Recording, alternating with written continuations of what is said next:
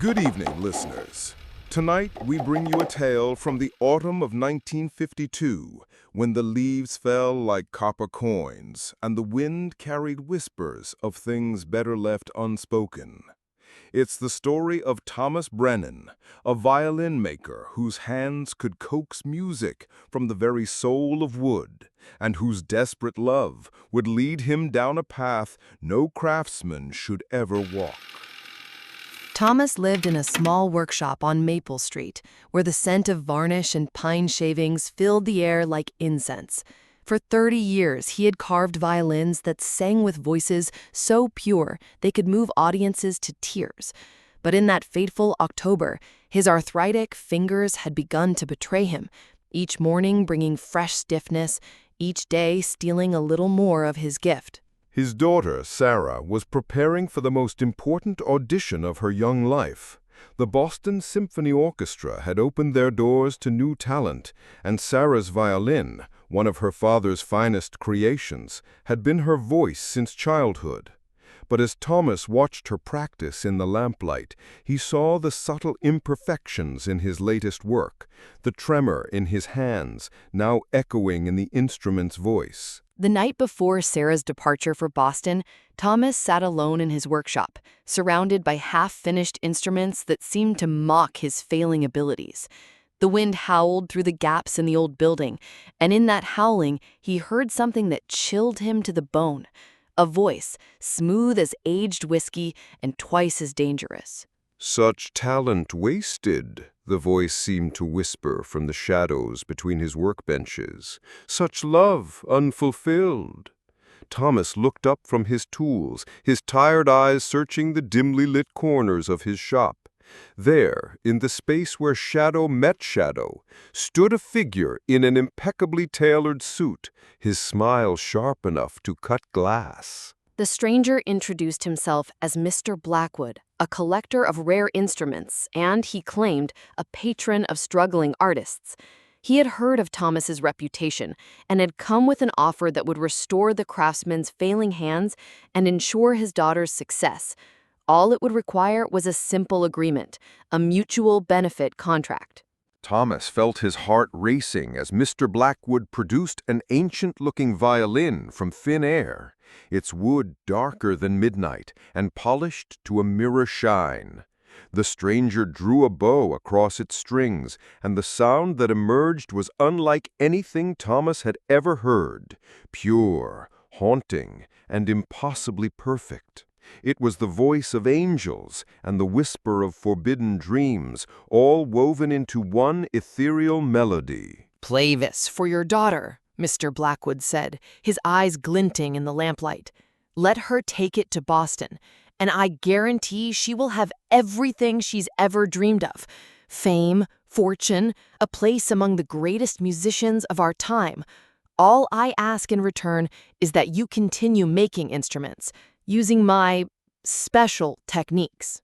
Thomas reached for the violin with trembling hands, and the moment his fingers touched the strings, the arthritis pain vanished. His hands moved with the fluid grace of his younger years, and he played a melody that seemed to flow directly from his soul. The workshop filled with music so beautiful that it made the old man weep, and in that moment he would have agreed to anything. The contract Mr. Blackwood produced was written in flowing script on parchment that felt warm to the touch. The terms seemed simple enough. Thomas would craft instruments using wood and techniques provided by his new patron, and in exchange, his daughter would achieve the success she deserved. The old craftsman signed without hesitation, his restored hands steady and sure. Sarah left for Boston the next morning, carrying the mysterious violin, her face radiant with hope and determination. Thomas watched her taxi disappear around the corner, then returned to his workshop to find crates of the most exquisite wood he had ever seen. The planks were dark and smooth, with grain patterns that seemed to shift and dance in the changing light. As the weeks passed, Thomas created instruments of unprecedented beauty and power. Each violin, viola, and cello that emerged from his workshop possessed a voice that could entrance any listener. draw them into the music until the world around them faded away. Musicians traveled from across the country to commission his work, offering prices that made the old craftsman wealthy beyond his dreams. News from Boston was even better than Thomas had dared to hope. Sarah not only secured a position with the symphony, but had quickly risen to become their youngest concertmaster. Her performances were drawing standing ovations and critical acclaim, with reviewers calling her playing supernatural and otherworldly. Thomas felt a father's pride swell in his chest, even as a small voice in the back of his mind whispered warnings he chose to ignore. But as autumn deepened into winter, Thomas began to notice troubling changes in the musicians who played his new instruments. They spoke of strange dreams, of melodies that haunted their sleep and called to them in the darkness. Some reported feeling compelled to play for hours without rest, their fingers bleeding from the strings, unable to stop until exhaustion claimed them. Mrs. Henderson, who had purchased one of Thomas's cellos for her teenage son, came to the workshop in tears. The boy had been playing for 3 days straight, she said, refusing food or sleep, his eyes glassy and distant. When she tried to take the instrument away, he had looked at her with such fury that she feared for her safety. "It's as if the music owns him," she whispered, her voice breaking. That night, Thomas examined the wood Mr. Blackwood had provided more carefully, running his experienced hands over surfaces that felt strangely warm and seemed to pulse with their own rhythm. In the grain patterns, he began to see shapes that shouldn't exist, twisted faces, reaching hands, symbols that hurt his eyes to look at directly. The truth crashed over him like a cold wave. The wood was not of this world. When Sarah called that evening, her voice carried a strange musical quality that made Thomas's skin crawl. She spoke of the orchestra's upcoming tour, of performances that would take them to cities across the globe, spreading their music to ever larger audiences. "The violin sings to me, Papa," she said. And in the background, Thomas could hear the faint sound of strings being played, a melody that seemed to echo from some vast, dark space. Mr. Blackwood appeared in the workshop the following night, his smile broader than before, his satisfaction evident. "The harvest exceeds all expectations," he said, his voice carrying harmonics that made the tools on Thomas's workbench vibrate in sympathy. "Each instrument you create adds another voice to our choir, another soul drawn into the eternal symphony." Thomas demanded to know what had become of his daughter, what price she was truly paying for her success. Mr. Blackwood's laughter was like breaking glass, and he explained that Sarah was becoming something more than human, a conduit for music that originated in realms beyond mortal comprehension. She would indeed achieve immortality through her art, but it would be an immortality of service to forces that had existed since before the first human drew breath. "You signed the contract willingly," Mr. Blackwood reminded him, producing the parchment that now seemed to glow with its own inner fire. "Your daughter's talent will inspire millions, will draw them into our growing chorus. And you, dear Thomas, will continue to craft the instruments that make it all possible. Such is the devil's due, not your soul, but your willing participation in the expansion of our influence." Thomas realized then that he had been a fool, that his love for his daughter had blinded him to the true nature of the bargain he had made. But when he tried to destroy the cursed wood, his restored hands refused to obey. When he attempted to warn other musicians, his voice would fail him at the crucial moment.